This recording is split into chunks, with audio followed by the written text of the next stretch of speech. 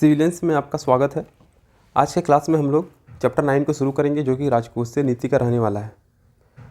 और इस क्लास को शुरू करने से पहले हम लोग कुछ डेफिनेशन को जानना होगा जो कि काफ़ी ज़्यादा इंपॉर्टेंट है, और वही डेफिनेशन क्लास को ईजी बनाएंगे, नहीं तो कन्फ्यूजन होते रहेगा। तो चलिए शुरू करते क्लास को।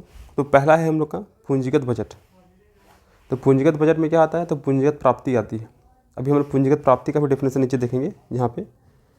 तो पूंजीगत बजट में क्या क्या आ गया? एक पूंजीगत प्राप्ति आ गया और दूसरा आ गया हम लोग का पूंजीगत व्यय आ गया। तो पूंजीगत प्राप्ति मतलब क्या हो गया कि सरकार की जिसमें देयता उत्पन्न होती है, यानी कि अगर सरकार किसी विदेशी स्रोत से ऋण लिए हैं या फिर कोई विदेश के व्यक्ति या फिर कोई विदेशी गवर्नमेंट आके भारत में निवेश किए हैं, तो इसके परिणाम स्वरूप क्या होता है? अगर ऋण लिए हैं तो सरकार को उसके बदले ब्याज देना पड़ता है, या फिर कोई विदेश से आगे इन्वेस्ट किया है भारत में तो उसको टोटल जो प्रॉफिट होगा उसका लाभ देना पड़ता है। तो पूंजीगत प्राप्ति में वही सारा चीज़ आता है जिससे सरकार की देयता उत्पन्न होती है। तो पूंजीगत बजट में पूंजीगत प्राप्ति जैसे कि उधार और विनिवेश। अगर उधार लिए तो हमको वापस करना पड़ेगा, ब्याज देना पड़ेगा। विनिवेश अगर हम निवेश किए हैं कहीं पे तो फिर हमको उसका जो प्रॉफिट होगा उसका शेयर देना पड़ेगा। और लंबी अवधि के पूंजीगत व्यय जैसे कि संपत्ति निवेश का सृजन शामिल होता है। यानी कि पूंजीगत बजट में मुख्य रूप से दो चीज़ शामिल है, एक पूंजीगत प्राप्ति और एक पूंजीगत व्यय शामिल है। पूंजीगत प्राप्तियाँ सरकार की वे प्राप्तियाँ होती है जो या तो देनदारियों का सृजन करती है या वित्तीय परिसंपत्तियों को कम करती है। सिंपल सा बात है कि अगर सरकार किसी से ऋण लेती है, किसी से उधार लेती है, तो सरकार की लायबिलिटीज बढ़ती है, यानी कि सरकार की देनदारी भी बढ़ेगी, सरकार को देना पड़ेगा। या फिर वित्तीय परिसंपत्ति को कम करती है, जैसे अगर वे निवेश करते हैं तो अगर 100 रुपया कमा रहे हैं और जो इस 100 रुपया कमाने के लिए अगर इन्वेस्टमेंट 100 रुपये का आया था, 50 रुपये का आया था, तो जायज़ सा बात है कि अगर इसमें कोई विदेशी स्रोत से 25 रुपये का दिया गया था, यानी कि 50% शेयर बनाने में लगा था, तो इस 100 का आधा उस विदेशी व्यक्ति को ही चल जाएगा, यानी कि सरकार की जो परिसंपत्ति होगी उसमें कमी होगी। जैसे कि बाजार उधार, ऋण की वसूली आदि, तो ये सारा स्रोत हो गया जिसकी वजह से सरकार पर देनदारी उपलब्ध होती है। वहीं पूंजीगत व्यय क्या हो जाएगा? तो सरकार का वह व्यय होता है जो या तो संपत्ति का निर्माण करता है या देयता को कम करता है। यानी कि पूंजीगत बजट में दो चीज़ आ गया, एक पूंजीगत प्राप्ति आ गया और एक पूंजीगत व्यय आ गया। पूंजीगत प्राप्ति मतलब जिससे सरकार की देयता बढ़ती है, और पूंजीगत व्यय क्या हो गया? जिससे कि सरकार की देयता कम होती है। तो ये दोनों का जो मिक्सअप होगा वही कहलाता है हम लोग का पूंजीगत बजट कहलाता है। तो पूंजीगत प्राप्ति को ध्यान रखना है, पूंजीगत प्राप्ति में जिसमें सरकार की देयता उत्पन्न होती है, जबकि पूंजीगत व्यय में सरकार की देयता कम होती है और यहाँ पे संपत्ति का निर्माण होता है। तो ये हो गया हम लोग का पूंजीगत बजट। दूसरा आता है हम लोग का राजस्व बजट। तो राजस्व बजट में राजस्व प्राप्तियाँ और इस प्राप्ति से किए जाने वाले व्यय शामिल होते हैं। और राजस्व प्राप्तियों में कर राजस्व जैसे कि आयकर, उत्पाद शुल्क आदि, और गैर कर राजस्व जैसे कि ब्याज रसीदें, लाभ आदि दोनों को शामिल करते हैं। यानी कि बस अभी इतना ही ध्यान रखना है कि राजस्व बजट में हम लोग का राजस्व प्राप्ति आ जाएगा। अब राजस्व प्राप्तियाँ क्या है उसको देखते हैं। तो राजस्व प्राप्तियाँ वे प्राप्तियाँ हैं जिनका दावा सरकार से नहीं किया जा सकता है, अतः इन्हें गैर प्रतिदेय कहा जा सकता है तथा इन्हें कर तथा गैर कर राजस्व में विभाजित किया जाता है। यानी कि ऐसा समझिए, राजस्व प्राप्तियाँ मतलब क्या हो गया? यानी कि वैसा पैसा जो शुद्ध रूप से सरकार का है और इसके लिए हम लोग सरकार से किसी प्रकार का दावा नहीं कर सकते। जैसे कि क्या हो गया? इनकम टैक्स हम लोग भरते हैं तो वो क्या हो गया? पूरी तरीके से गवर्नमेंट का ही है, सरकार की इसमें किसी प्रकार की कोई भी देयता उत्पन्न नहीं होती है। तो राजस्व प्राप्तियाँ में वे सभी प्राप्तियाँ आ जाएंगे जिनका हम लोग दावा सरकार से नहीं कर सकते हैं। अब राजस्व प्राप्तियाँ को भी दो भाग में डिवाइड किया गया, एक कर राजस्व और एक गैर कर राजस्व। तो कर राजस्व क्या हो गया इसको देखते हैं। तो कर राजस्व जो राजस्व प्राप्तियों का एक महत्वपूर्ण भाग है, को काफ़ी समय से प्रत्यक्ष करों जैसे कि व्यक्तिगत आय कर, फर्मों के लिए निगम कर तथा अप्रत्यक्ष कर जैसे कि उत्पादन कर जो कि देश में उत्पादित वस्तुओं पर लगाया जाता है, सीमा शुल्क जैसे कोई आयातित वस्तु है या फिर कोई निर्यातित वस्तु है तो उस पर लगाया जाने वाला कर, तथा सेवा कर को शामिल किया जाता है। यानी कि कर राजस्व में क्या क्या आ गया?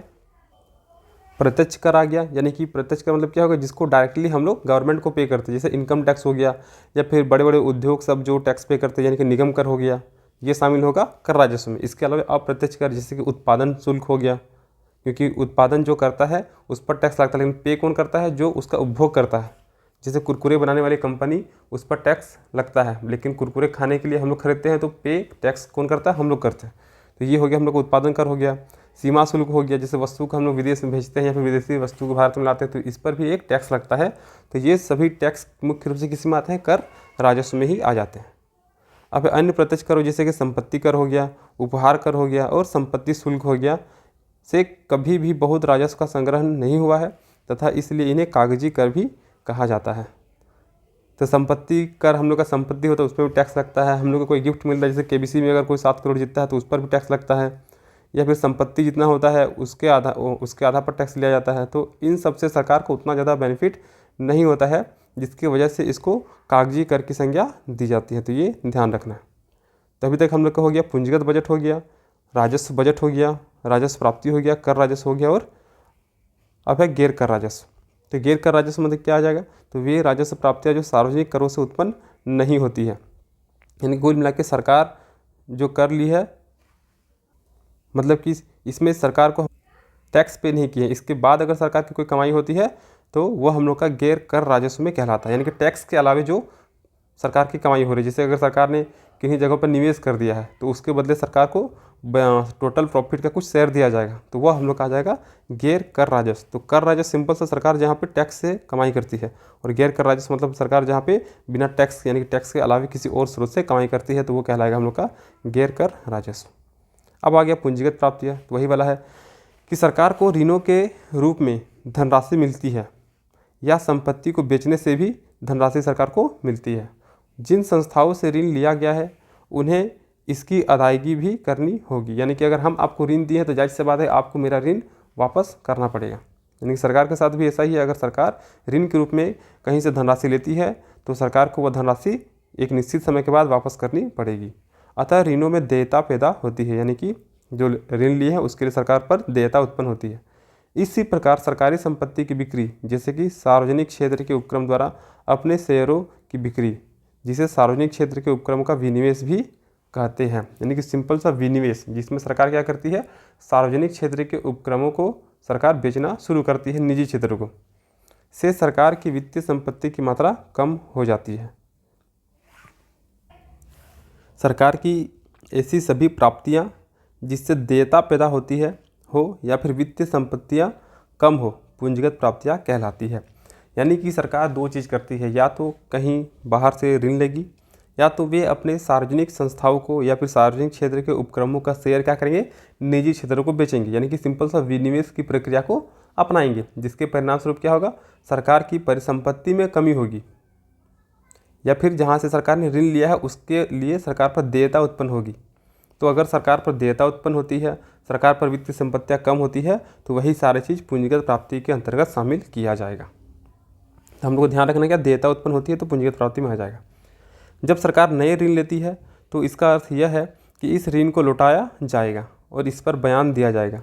और इसी भांति जब सरकार किसी आस्ति को बेचती है तो इसका अर्थ है कि भविष्य से इससे आय समाप्त हो जाएगी, और इस प्रकार ये प्राप्तियाँ ऋण उत्पादक या गैर ऋण उत्पादक हो सकती है। यानी कि सिंपल सा है कि अगर सरकार नया ऋण लेती है तो कुछ समय बाद सरकार को लौटाना पड़ेगा, और अगर सरकार अपनी संपत्ति को बेच देती है तो उसके वजह से सरकार को जो भी उत्पादन हो रहा था, जो भी लाभ हो रहा था, अब आने वाले टाइम पे भविष्य में सरकार को उससे किसी भी प्रकार का कोई भी प्रॉफिट मिलने वाला नहीं है।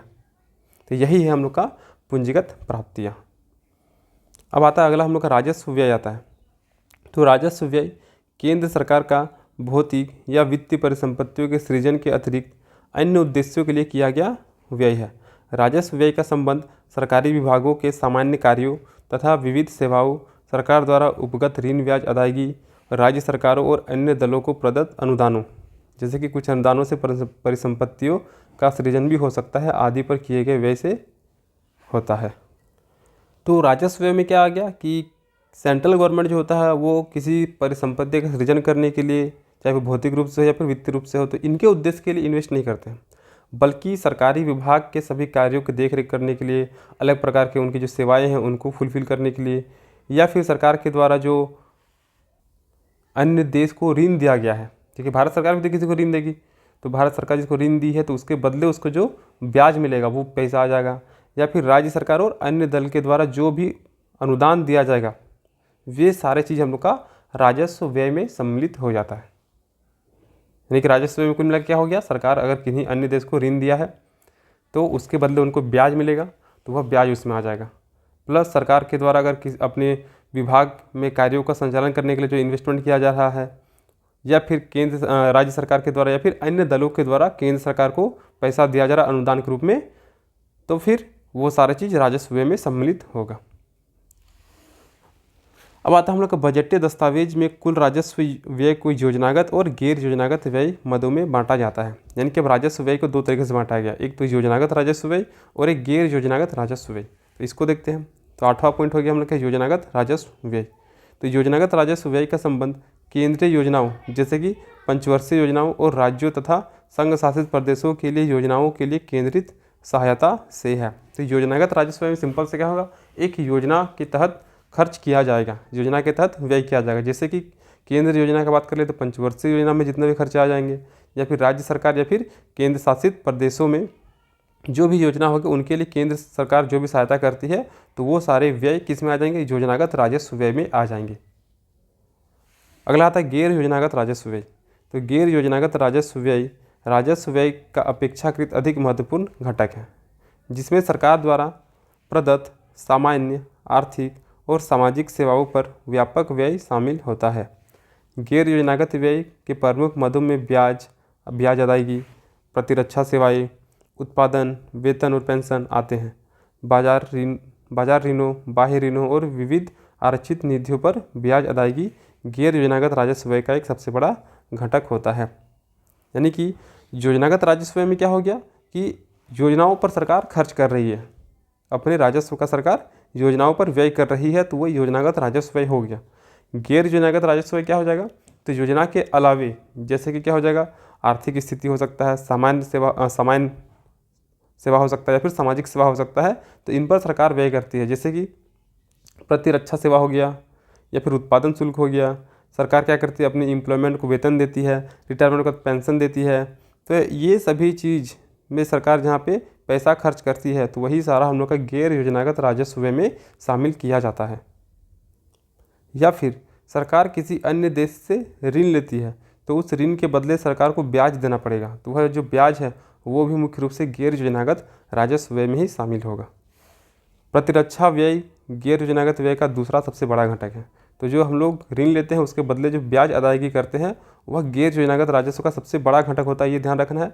इसके अलावा जो प्रतिरक्षा व्यय होता है, यानी कि जो हम लोग का डिफेंस में जितना भी खर्चा होता है, सैनिकों के रख रखाव में, उनके वेपन्स देने में जो भी खर्चा आता है, वे सभी गैर योजनागत व्यय का दूसरा सबसे बड़ा घटक होता है। यानी कि मुख्य रूप से सबसे ज़्यादा खर्चा हम लोग का ऋण देने में किया जाता है गैर योजनागत राजस्व व्यय का, और दूसरा हम लोग का गैर योजनागत राजस्व व्यय का दूसरा सबसे ज़्यादा खर्चा हम लोग का प्रतिरक्षा व्यय में किया जाता है। और इस अर्थ में यह प्रतिबद्ध व्यय है कि राष्ट्रीय सुरक्षा से संबंधित इस मद में अधिक कटौती का क्षेत्र अल्पीय है। अब अगर डिफेंस वाली लाइन में कटौती किया जाएगा तो जाहिर सी बात है कि उनके जो वेपन्स होंगे वे अच्छे नहीं होंगे, हमारे जो सिपाही होंगे वे अच्छे से खान पान नहीं कर पाएंगे, तो वे लड़ भी नहीं पाएंगे। तो इसमें कटौती बहुत कम मात्रा में ही किया जाता है। तो योजनागत राजस्व में क्या होगा, योजना में खर्च किया जाएगा, चाहे वो केंद्र सरकार की योजना हो जैसे पंचवर्षीय योजना, या फिर राज्य सरकार या फिर केंद्र सरकार के द्वारा ये केंद्र शासित प्रदेश में खर्च किया जाता हो। गैर योजनागत राजस्व में इन सभी योजनाओं के अलावा जो भी सारा चीज़ है उन पर जितना भी इन्वेस्टमेंट आता है सरकार का, वे सारे गैर योजनागत राजस्व में शामिल किए जाते हैं। अब आता है हम लोग का दूसरा पूंजीगत व्यय। तो पूंजीगत व्यय क्या हो गया, तो ये सरकार के वे व्यय हैं जिसके परिणाम स्वरूप भौतिक या वित्तीय परिसंपत्तियों का सृजन या फिर वित्तीय दायित्वों में कमी होती है। यानी कि इसमें क्या होता है कि सरकार की जो देयता होती है उसमें कमी आती है। पूंजीगत व्यय के अंतर्गत भूमि अधिग्रहण, भवन निर्माण, मशीनरी, उपकरण, शहरों में निवेश और केंद्र सरकार के द्वारा राज्य सरकारों एवं संघ शासित प्रदेशों, सार्वजनिक उपक्रमों तथा अन्य पक्षों को प्रदान किए गए ऋण और अग्रिम संबंधी व्ययों को शामिल किया जाता है। तो पूंजीगत व्यय में क्या हो गया, सरकार क्या कर रही है, भूमि अधिग्रहण कर रही है, भवन निर्माण कर रही है, मशीनरी लगवा रही है, शेयर में निवेश कर रही है, यानी कि आने वाले टाइम पे सरकार को इससे प्रॉफिट भी होगा। या फिर केंद्र सरकार के द्वारा राज्य सरकार को या फिर केंद्र शासित प्रदेशों में क्या कर रहे हैं, वे ऋण के रूप में पैसा दे रहे हैं। तो कहीं ना कहीं आने वाले टाइम में इनसे राज्य सरकार के द्वारा या फिर केंद्र शासित प्रदेशों के द्वारा सेंट्रल गवर्नमेंट को प्रॉफिट मिलेगा। तो यही सारा इन्वेस्टमेंट पूंजीगत व्यय के अंतर्गत शामिल किया जाता है। अब पूंजीगत व्यय को भी बजट दस्तावेज में एक योजनागत और एक गैर योजनागत व्यय के रूप में वर्गीकृत किया गया है। जैसे पहला हो गया हम लोग का योजनागत पूंजीगत व्यय। तो योजनागत पूंजीगत व्यय का संबंध राजस्व व्यय के समान है और केंद्रीय योजना और राज्य तथा संघ शासित प्रदेशों की योजनाओं के लिए केंद्रीय सहायता से होती है। यानी कि जैसा कि अभी हम लोग यहाँ पे देखें योजनागत राजस्व व्यय, तो सेम यहाँ पे हम लोग का हो गया योजनागत पूंजीगत व्यय, क्योंकि इसका संबंध भी केंद्र संघ शासित प्रदेश या फिर राज्य सरकारों द्वारा चलाए जाने वाली जो भी योजना है उसके लिए जो केंद्र की सहायता होती है वे शामिल हो गया। और गैर योजनागत पूंजीगत व्यय, तो गैर योजनागत पूंजीगत व्यय में सरकार द्वारा प्रदत्त विविध सामान्य सामाजिक और आर्थिक सेवाओं पर व्यय शामिल होता है। यानी कि वही बोला कि देश की रक्षा करने के लिए जो भी सेना है उन पर जितना खर्चा हो रहा है, या फिर हम लोग कहीं से लोन लिए हैं तो उसके बदले हम लोग को जो ब्याज दे रहे हैं, तो उन सभी को गैर योजनागत पूंजीगत व्यय में शामिल किया जाएगा। यानी कि दोनों लगभग सेम हो गया। अब आता बजटीय घाटा क्या है। तो जब सरकार राजस्व प्राप्ति से अधिक व्यय कर देती है तो इस स्थिति को बजटीय घाटा कहते हैं। यानी कि आपका कमाई 100 रुपया है और आप 150 रुपया खर्च कर रहे हैं, तो आपकी स्थिति कैसी वाली है, तो 50 रुपये की घाटे वाली होगी। तो बजटीय घाटा भी वही है कि जब सरकार की प्राप्ति जो होगी, राजस्व प्राप्ति, वो कम होगी लेकिन सरकार का व्यय जो होगा वो ज़्यादा हो जाएगा, तो वही स्थिति हम लोग का बजटीय घाटा कहलाता है। यानी कि अगर बजटीय घाटा का फॉर्मूला देखा जाए तो कुल व्यय माइनस कुल आय हो जाएगा, क्योंकि यहाँ पे व्यय क्या हो जाएगा, सरकार का ज़्यादा हो जाएगा। अब अगला आता है हम लोग का राजस्व घाटा। तो राजस्व घाटा सरकार की राजस्व प्राप्तियों के ऊपर राजस्व व्यय के अधिशेष को बतलाता है। यानी कि सिंपल सा राजस्व घाटा कब आएगा, जब राजस्व व्यय माइनस राजस्व प्राप्ति करेंगे। यानी कि सरकार की जो प्राप्तियां हैं उससे ज़्यादा सरकार की राजस्व व्यय हो जा रही है, तो वही स्थिति हम लोग का राजस्व घाटा कहलाएगा। फिर है राजकोषीय घाटा। तो राजकोषीय घाटा में क्या हो जाएगा, तो सरकार का जो टोटल इन्वेस्टमेंट, टोटल खर्च जो है उसमें क्या करेंगे हम लोग, सरकार की जो प्राप्ति हो रही है और गैर ऋण से सृजित पूंजीगत प्राप्ति, तो इन दोनों को जोड़ देंगे हम लोग, राजस्व प्राप्ति को और गैर ऋण से जो भी पूंजीगत प्राप्ति हो रही है उसको, और टोटल व्यय से हम लोग क्या करेंगे, माइनस कर देंगे। तो जो निकलेगा वो निकलेगा हम लोग का सकल राजकोषीय घाटा। तो राजस्व बजटीय घाटा क्या हो गया, सरकार का कुल व्यय जो होगा वो कुल आय से ज़्यादा होगा तो बजटीय घाटा कहलाएगा। सरकार का राजस्व व्यय जो होगा वो राजस्व प्राप्ति से ज़्यादा होगा तो राजस्व घाटा कहलाएगा। और सरकार का कुल व्यय में हम लोग क्या करेंगे, राजस्व प्राप्ति को जोड़ देंगे प्लस गैर ऋण में सृजित पूंजीगत प्राप्ति को जोड़ देंगे, और दोनों को जोड़ने के बाद कुल व्यय से अगर माइनस करेंगे तो हम लोग का राजकोषीय घाटा निकल जाता है। और आखिरी है हम लोग का प्राथमिक घाटा। तो प्राथमिक घाटा राजकोषीय घाटा तथा भुगतान किए जाने वाले ब्याज का अंतर है। अर्थात प्राथमिक घाटा यह स्पष्ट करता है कि देश के सरकारों को कितना ऋण की आवश्यकता है, और प्राथमिक घाटे से यह भी ज्ञात होता है कि सरकार को ब्याज के भुगतान के अलावा अपने और खर्चों को चलाने के लिए कितने ऋणों की आवश्यकता है। यानी कुल मिलाकर सरकार को कितने ऋण की आवश्यकता है इसके बारे में जानकारी हम लोग को प्राथमिक घाटा से चलता है। तो ये जितने भी सारे डेफिनेशन थे राजकोषीय नीति से संबंधित, तो वो सारा डेफिनेशन हम लोग का क्लियर होता है। इसको 1 से 2 बार पढ़िएगा तो आपका कन्फ्यूजन जो भी है वो धीरे धीरे खत्म हो जाएगा। अब हम लोग चैप्टर में आते हैं। तो पहला क्वेश्चन हम लोग का राजकोषीय नीति की अवधारणा तथा रोजगार प्राप्ति में राजकोषीय नीति की भूमिका का वर्णन करें। तो राजकोषीय नीति क्या हो गया, तो राजकोषीय नीति क्या है, एक नीति के रूप में ही परिभाषित किया जाता है जिसके तहत क्या होता है, सरकार आर्थिक नीति के विभिन्न उद्देश्य को प्राप्त करने के लिए कराधान, सार्वजनिक व्यय या फिर सार्वजनिक उधार के साधन का उपयोग करती है। तो सरकार की जो भी आर्थिक नीति होगा उन उद्देश्यों को प्राप्ति करने के लिए सरकार क्या करेगी, टैक्स लगाएगी या फिर सरकार खर्च करेगी, सरकार क्या करेगी, ऋण लेगी। तो यही सारा चीज़ हम लोग का राजकोषीय नीति के तहत आता है। यानी कि सिंपल सा वर्ड में बोले तो सतत विकास को प्राप्त करने के लिए सरकार के द्वारा जो भी खर्च और कराधान की जाती है तो उसी से संबंधित नीति हम लोग क्या कहलाता है, राजकोषीय नीति कहलाता है।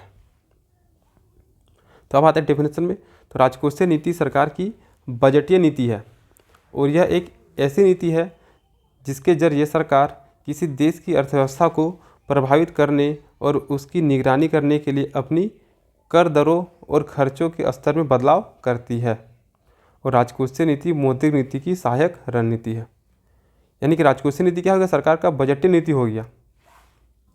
तो राजकोषीय नीति के माध्यम से ही कोई भी देश की सरकार अपने देश की अर्थव्यवस्था को प्रभावित करती है, उस पर निगरानी रखने का कार्य करती है या फिर उसके जो भी दर हैं, खर्च हैं, उस पर बदलाव भी कर सकती है। अब देखते हैं राजकोषीय नीति के बारे में कुछ और बातें, जैसे कि राजकोषीय नीति आर्थिक स्थितियों को प्रभावित करती है। तो जाहिर सी बात है आर्थिक स्थिति प्रभावित होगा ही होगा राजकोषीय नीति से। इसमें रोजगार, मुद्रास्फीति, वस्तुओं और सेवाओं की मांग और आर्थिक विकास शामिल है। यानी कि सरकार की जैसी राजकोषीय नीति रहेगी उसी के आधार पर यह तय किया जाएगा कि आने वाले टाइम पर रोजगार के स्रोत कितने होंगे, मुद्रास्फीति मार्केट में होगा या नहीं होगा, वस्तु सेवाओं की मांग भी डिपेंड करेगा और आर्थिक विकास भी कहीं ना कहीं राजकोषीय नीति पर ही शामिल होगा। इसके अलावा है राजकोषीय नीति आय और स्वास्थ्य को पुनर्वितरित करने में भी मदद करती है। राजकोषीय नीति समग्र मांग और समग्र आपूर्ति को भी प्रभावित करती है, क्योंकि यहाँ पर हम लोग देखेंगे सेवा और मांग को भी प्रभावित करती है। तो जाहिर सी बात है कि मांग और आपूर्ति को प्रभावित करेगा ही।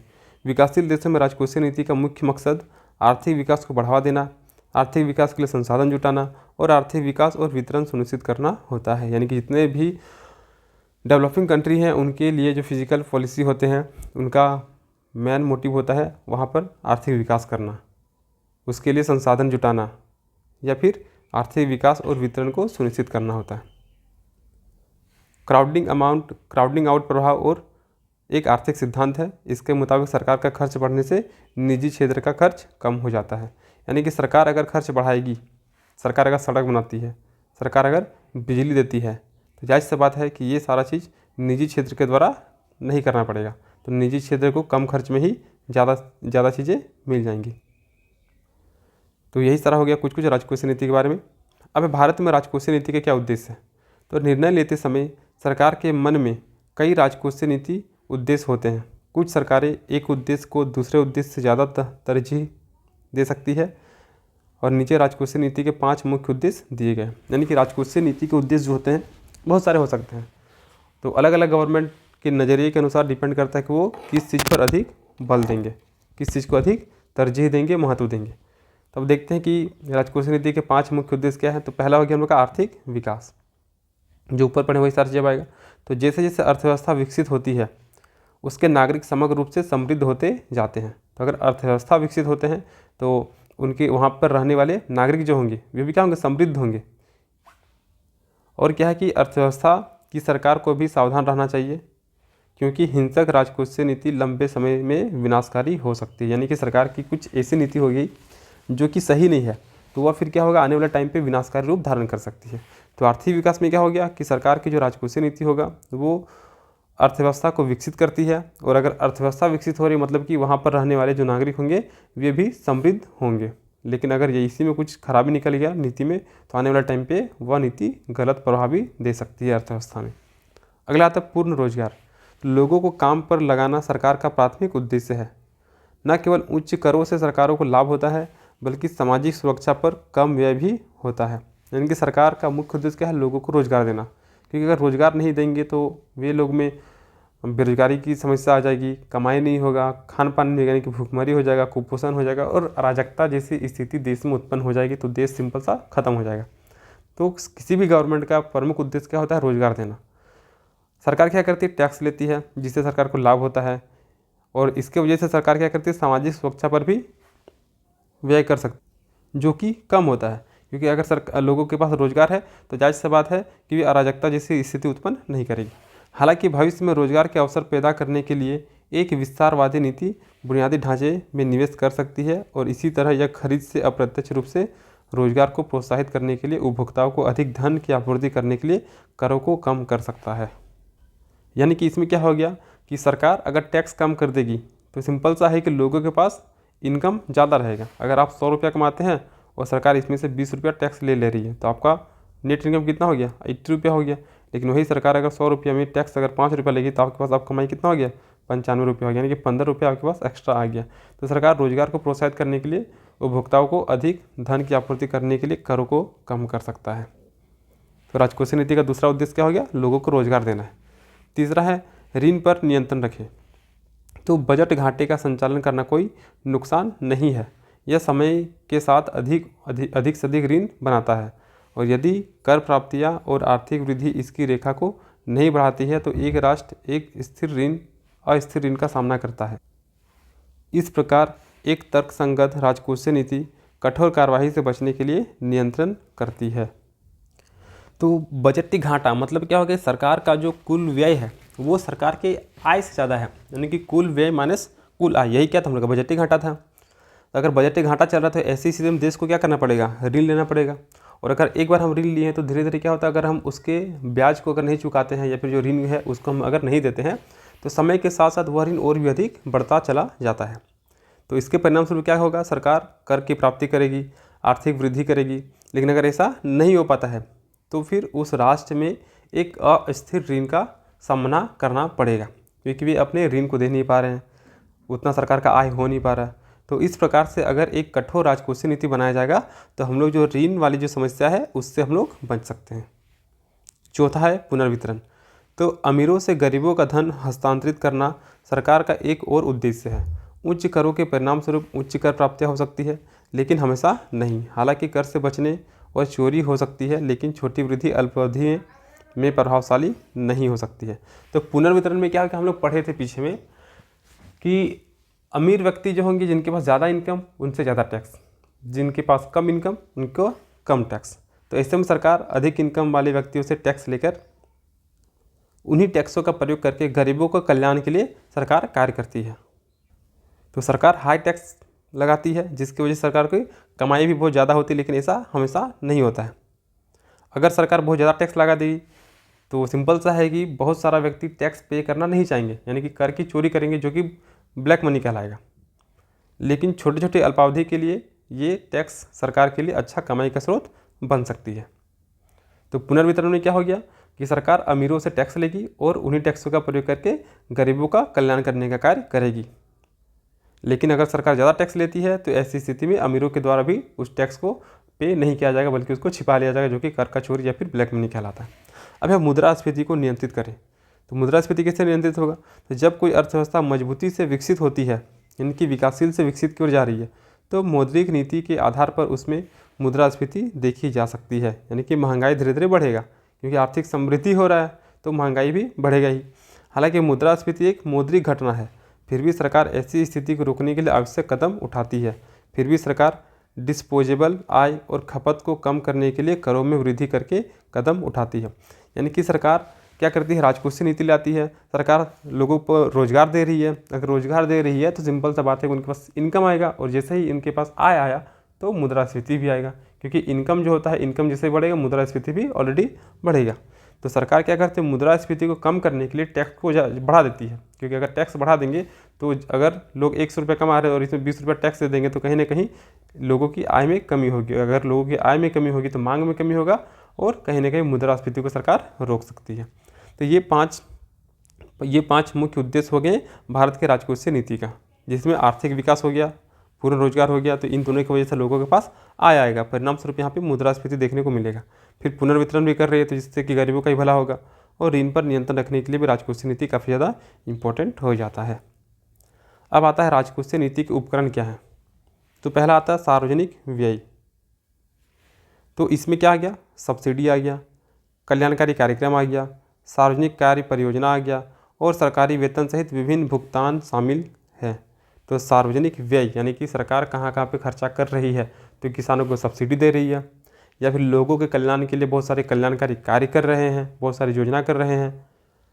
इसके अलावा सरकारी जितने भी कर्मचारी हैं उनको वेतन भी दे रहे हैं। तो इन सभी चीज़ों को सार्वजनिक व्यय में शामिल किया गया है। यानी कि सिंपल तो सरकार जहाँ जहाँ पर खर्च कर रही है वही सरकार का सार्वजनिक व्यय कहलाएगा। सरकार अपने व्यय को बढ़ाकर या घटाकर प्रत्यक्ष रूप से आर्थिक गतिविधियों को प्रभावित कर सकती है।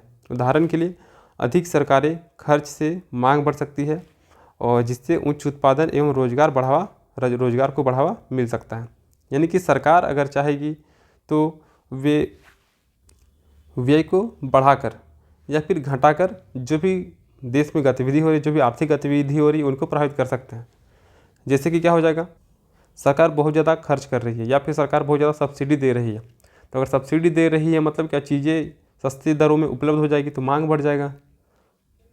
या फिर सरकार क्या कर रही है, सड़क बनवा दे रही है, सरकार इलेक्ट्रिक व्हीकल ला रही है मार्केट में, तो उससे क्या होगा, लोग उसको इजीली खरीद पाएंगे और कहीं ना कहीं वे अपने रोजगार के साधन उपलब्ध खुद से कर सकते हैं। परिणाम क्या होता है कि उत्पादन में भी वृद्धि होगा और रोजगार में भी वृद्धि होगा। दूसरा आता है हम लोग का कराधान। तो सरकार अपनी कराधान नीति के माध्यम से आर्थिक गतिविधियों को प्रभावित कर सकती है। करों की दर को कम करके सरकार व्यक्तियों और व्यवसायों के पास खर्च करने एवं निवेश करने के लिए अधिक आय छोड़ती है। जिससे आर्थिक विकास को बढ़ावा मिल सकता है। कराधान मतलब क्या हो गया कि अगर सरकार टैक्स कम लेती है, सरकार ने अगर टैक्स कम लेना शुरू कर दिया, तो जो भी मिडिल क्लास फैमिली है, जो भी व्यापारी वर्ग हो गए, तो इन सभी के पास अब क्या होता है, पैसा का कुछ मात्रा अधिक रह जाता है। जैसे कि 100 रुपये अगर इनकम था, अगर 20 रुपये सरकार टैक्स लेती थी, तो इनके पास 80 रुपया बचता था मार्केट में इन्वेस्ट करने के लिए। लेकिन अब सरकार 100 रुपया में सिर्फ 5 रुपया टैक्स अगर ले रही है, तो अब इनके पास 95 रुपया बचता है मार्केट में इन्वेस्ट करने में। तो यानी कि सिंपल सा कि अगर सरकार टैक्स की दरों को कम करेगी, कर की दरों को अगर कम करेगी, तो इससे सरकारी व्यक्ति हो गया, फिर व्यवसाय हो गया, उनके पास खर्च करने और निवेश करने के लिए अधिक आय रहेगा। और अगर उनके पास अधिक आय है तो कहीं ना कहीं उनका आर्थिक विकास भी मिलेगा। ये आर्थिक विकास वाला एक चैप्टर ही हम लोग सेक्शन बी में पढ़ेंगे इसको। इसके विपरीत करों की दर में वृद्धि व्यक्तियों की व्यय करने योग्य आय को कम करके अर्थव्यवस्था में मुद्रास्फीति को कम करने में सहायता कर सकती है। यानी कि अब क्या कर सकते हैं, यहाँ पे सरकार ने टैक्स कम कर दिया, टैक्स कम कर दिया तो लोगों ने क्या करना शुरू किया, मार्केट में इन्वेस्टमेंट करना शुरू कर दिया। इन्वेस्टमेंट किया यानी कि क्या, बहुत सारे सामान आएंगे, लोगों को रोज़गार मिलेगा, और अगर लोगों को रोज़गार मिलता है, कमाई बढ़ता है, मांग बढ़ता है, तो मुद्रास्फीति भी आएगी। तो ऐसी स्थिति में सरकार क्या करेगी, टैक्स को बढ़ा देगी। अगर सरकार टैक्स को बढ़ाती है तो मुद्रास्फीति को कंट्रोल कर सकते हैं, क्योंकि टैक्स बढ़ेगा तो लोगों के पास पैसा कम होगा, मांग कम होगा और मुद्रास्फीति भी कम होगी। अब आता है आगे हम लोग का सार्वजनिक उधार। तो सार्वजनिक उधार उन साधनों को संदर्भित करता है जिनके द्वारा सरकार अपने कर राजस्व से अधिक व्यय का वित्तपोषण करती है। उधार सरकार कब लेगी, जब सरकार का जो खर्च होगा वो उनकी इनकम से ज़्यादा होगा, तो उसी स्थिति में सरकार उधार लेगी। तो इसके तहत सरकारी बॉन्ड, एनएससी, किसान विकास पत्र आदि जैसे उपकरणों के माध्यम से घरेलू आबादी या फिर विदेश से धन जुटाती है, और सार्वजनिक सेवाओं, बुनियादी ढांचा परियोजनाओं, कल्याणकारी कार्यक्रमों और देश की राजकोषीय नीति का प्रबंधन करने के लिए सार्वजनिक ऋण की एक सामान्य पद्धति है। यानी कि सिंपल सा है कि सरकार को लोक कल्याणकारी कार्य करना है, इसके लिए बहुत सारे सरकार को कार्य करने होते हैं। तो कहीं ना कहीं विकासशील देश है, तो विकासशील देश के पास इतने साधन नहीं है कि वे अपने देश के साधन का ही उपयोग करके सभी कार्यों की पूर्ति कर सके, इसीलिए वो विकासशील देश ही है। तो ऐसी स्थिति में उनको इन सभी कार्यों को करने के लिए, जो भी लोक कल्याणकारी कार्य है उन सभी को करने के लिए सरकार को कहीं ना कहीं ऋण लेना पड़ता है। तो मुख्य रूप से राजकोषीय नीति के उपकरण के तहत यही 3 आ गया, सार्वजनिक व्यय हो गया, कराधान हो गया और सार्वजनिक उधार आ गया। इसके अलावा क्या हो गया, तो सरकार द्वारा अपनाए जाने वाले अन्य राजकोषीय उपाय भी शामिल है, जैसे कि राशनिंग और मूल्य नियंत्रण, मजदूरी एवं वेतन का विनियमन और वस्तु और सेवाओं के उत्पादन को बढ़ावा देना। अब आगे आता हम लोग का रोजगार की प्राप्ति में राजकोषीय नीति की क्या भूमिका है। तो रोजगार की प्राप्ति में राजकोषीय नीति की अहम भूमिका होती है। राजकोषीय नीति के जरिए सरकार रोजगार के अवसर पैदा कर सकती है, बेरोजगारी दर को कम कर सकती है, और इसके लिए सरकार ये उपाय कर सकती है। क्या कर सकती है, तो सरकारी खर्च बढ़ाकर नए रोजगार के अवसर पैदा करना। यानी कि सरकार पहले अगर 1 करोड़ रुपया खर्च कर रही थी, तो अब हो सकता है इसको 1.5 करोड़ कर दे। यानी कि सरकार कहीं ना कहीं इन्वेस्ट करेगी, इसके परिणामस्वरूप क्या होगा, लोगों को रोजगार मिलेगा। तो ये भी राजकोषीय नीति के अंतर्गत ही आता है। करों में कमी करके उपभोक्ता खर्च बढ़ाना। अब सरकार क्या करेगी, टैक्स में कमी करेगी। अगर टैक्स में कमी करेगी तो लोगों का इनकम में क्या होगा, बढ़ोतरी होगा। लोगों के पास जितना पैसा बचता है इनकम का, उसमें क्या होगा, बढ़ोतरी होगा। तो वे बचे हुए इनकम का निवेश करेंगे कहीं ना कहीं, और अगर निवेश करेंगे तो उनका क्या होगा, आर्थिक समृद्धि भी होना शुरू हो जाएगा। तो कर की दर में कमी करके भी सरकार रोजगार के अवसर उत्पन्न कर सकती है। कर कटौती के जरिए ज़्यादा खर्च करने लायक नकदी उपलब्ध कराना। यानी कि वही वाला कि टैक्स कम लेगा तो लोगों के पास नकदी उपलब्ध ज़्यादा होगा। बढ़ते मांगों को पूरा करने के लिए निजी उद्योगों को उत्पादन बढ़ाने के लिए प्रोत्साहित करना। आबादी बढ़ रहा है तो मांग बढ़ेगा, मांग बढ़ रहा है तो सिंपल सा हम लोग को प्रोडक्शन भी ज़्यादा करना पड़ेगा, उत्पादन भी ज़्यादा करना पड़ेगा, और उत्पादन ज़्यादा करने के लिए हम लोग को रोजगार देना पड़ेगा। तो ऐसी स्थिति में फिर से क्या होगा, रोजगार भी बढ़ेगा। तो सरकार निजी कंपनियों को प्रोत्साहित करेगी ताकि मांग और उत्पादन के बीच में जो साइकिल है उसको कंटिन्यू किया जा सके। तो इन्हीं चीज़ों के आधार पर सरकार क्या कर सकती है, राजकोषीय नीति के आधार पर सरकार रोजगार उत्पन्न कर सकती है। तो निष्कर्ष में क्या बोल सकते हैं, राजकोषीय नीति समग्र आर्थिक स्थितियों, मुख्य रूप से वृहद आर्थिक स्थितियों को प्रभावित करने के लिए सरकारी खर्च और कराधान का एक अनिवार्य तत्व है। हालांकि राजकोषीय नीति के उद्देश्य कुल रोजगार, आर्थिक विकास और शासन निकायों के माध्यम से आवश्यक कदम उठाकर मुद्रास्फीति पर नियंत्रण को कवर करते हैं। इस बीच राजकोषीय नीति के साधन यानी कि कराधान हो गया, खर्च हो गया और व्यय, जो 3 अभी हम लोग पढ़े ऊपर में, उधार, ऋण यानी कि ऋण, कराधान और सार्वजनिक व्यय। तो इन 3 चीज़ को वित्त पोषित करने और समग्र आर्थिक विकास को आकार देने में महत्वपूर्ण भूमिका निभाते हैं। नतीजतन सरकारें मौद्रिक और राजकोषीय नीति दोनों का अभ्यास करके अपनी अर्थव्यवस्था के प्रदर्शन को भी प्रभावित करती है। तो इसी के साथ हम लोग का ये जो पहला क्वेश्चन है वो ख़त्म हो जाता है। तो हम लोग का सिलेबस में जैसा कि मेंशन था कि राजकोषीय नीति का अवधारणा और रोजगार प्राप्ति में राजकोषीय नीति की भूमिका, तो ये वाला हम लोग का खत्म होता है इस क्वेश्चन के साथ। इसके अलावे हम लोग के सिलेबस में और एक चीज़ मेंशन है,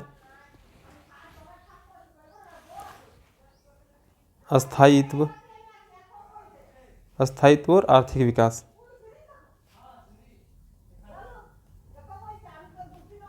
तो ये आर्थिक विकास वाला जो टॉपिक है, ये आर्थिक विकास हम लोग सेक्शन बी में पढ़ेंगे हम लोग।